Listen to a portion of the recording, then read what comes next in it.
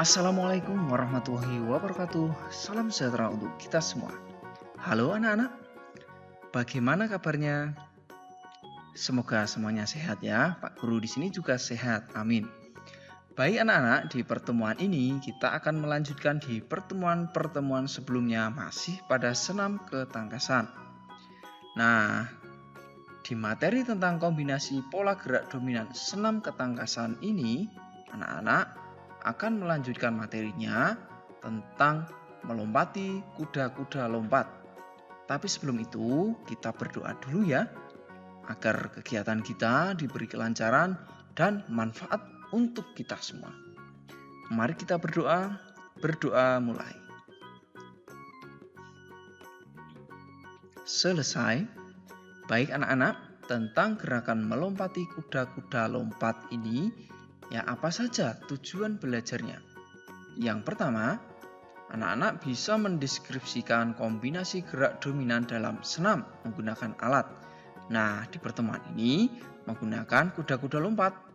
Lalu, anak-anak bisa mempraktikkan kombinasi gerak dominan dalam senam menggunakan alat ini, yakni menggunakan kuda-kuda lompat pada pertemuan ini.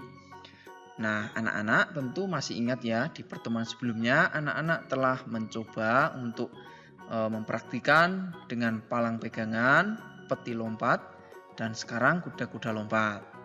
Nah, anak-anak, untuk materi melompati kuda-kuda lompat ini, Pak Guru akan memberikan informasi pada anak-anak bahwa kuda-kuda lompat itu seperti apa.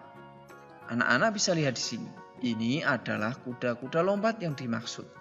Tentu anak-anak minimal bisa mengetahui apa itu kuda-kuda lompat ya. Walaupun alat ini mungkin kita belum memiliki, ya paling tidak anak-anak nanti bisa mengetahui dan nanti untuk praktik anak-anak bisa menggunakan benda lain, bisa meja kecil ya. Jangan terlalu tinggi ya. Kemudian benda lain yang intinya anak-anak bisa melompatinya. Nah, baik anak-anak, kita langsung saja ya masuk pada kegiatan melompati kuda-kuda lompat. Nah, ini untuk cara atau teknik yang pertama anak-anak. Caranya bagaimana? Nah, anak-anak silahkan dimulai dengan berlari secepat mungkin. Kemudian lakukan gerak melompati kuda-kuda lompat tersebut. Saat melompat bertumpulah menggunakan kedua tangan. Seperti ini kurang lebih. Lalu lakukan dorongan ke kuda-kuda lompat agar badan tidak menyentuh kuda-kuda lompat. Buka kedua kaki selebar mungkin saat melewati kuda-kuda lompat ini. Ya. Nah, seperti ini buah kakinya. Selanjutnya saat melayang, kaki kembali dirapatkan untuk bersiap mendarat seperti ini. Kemudian condongkan badan ke depan dan pandangan mengarah ke depan. Lalu mendaratlah menggunakan kedua kaki. Kaki sedikit ditekuk untuk mengurangi benturan. Nah, begitu anak-anak untuk gerakan pertama melompati kuda-kuda lompat. Nah, sebenarnya teknik melompati kuda-kuda lompat ini hampir sama yang pernah anak-anak pelajari untuk melompati peti lompat. Ya, hanya media atau sarannya yang berbeda, yakni kuda-kuda lompat. Kemudian kedua tangan diayunkan ke depan untuk menjaga keseimbangan anak-anak, jangan lupa. Dan berdirilah dengan sikap tegak untuk mengakhiri rangkaian gerakan dari melompati kuda-kuda lompat ini. Nah, secara utuh anak-anak bisa lihat gerakan berikut ya. Berlari, kemudian tangan menolak dan kaki dibuka lompat, kaki rapat untuk mendarat dan sikap siap atau sikap sempurna. Begitu anak-anak. Bagaimana? Bisa dimengerti ya? Baik, kita lanjutkan anak-anak untuk melompati kuda-kuda lompat yang kedua. Nah, biasanya anak-anak untuk teknik atau melompati kuda-kuda lompat ini biasanya menggunakan benda menyerupai per, ya, atau papan injak. Nah, papan injak ini ketika diinjak atau melakukan tolakan di sini, anak-anak akan bisa terbantu lompatannya atau lompatannya akan lebih tinggi karena terdorong oleh papan tolakan yang di dalamnya ada per. Nah, bagaimana cara melakukannya, anak-anak? Nah, anak-anak bisa mulai dengan lari, kemudian melakukan tolakan, ya. Kemudian anak-anak setelah menolak, ya, akan terlompat, ya, melompat, kemudian berdiri di atas kuda-kuda lompat, kemudian silahkan turun, ya, dan mendarat. Pak Guru ulangi lagi, ya. Dimulai dengan berlari, kemudian tolakan dan melompat, mendarat, berdiri, lalu silakan melompat dan mendarat di lantai. Nah, begitu anak-anak. Nah, untuk gerakan yang kedua ini tidak harus anak-anak lakukan karena ini membutuhkan alat yang lengkap. Intinya anak-anak mencoba melompati kuda-kuda lompat tadi, ya.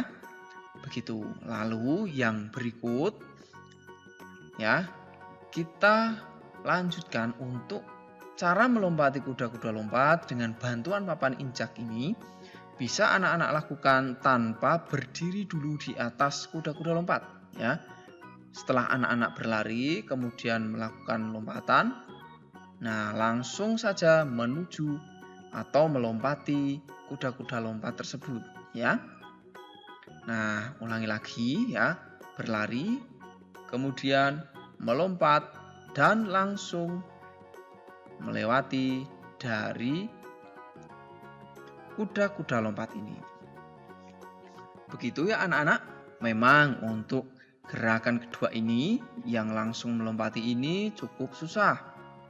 Ya, anak-anak tidak harus mencobanya yang ini, ya. Yang penting anak-anak berusaha untuk melompati yang gerakan satu tadi yang mudah saja. Namun apabila anak-anak memiliki papan injak atau per seperti ini, anak-anak bisa mencobanya, ya, tidak apa-apa.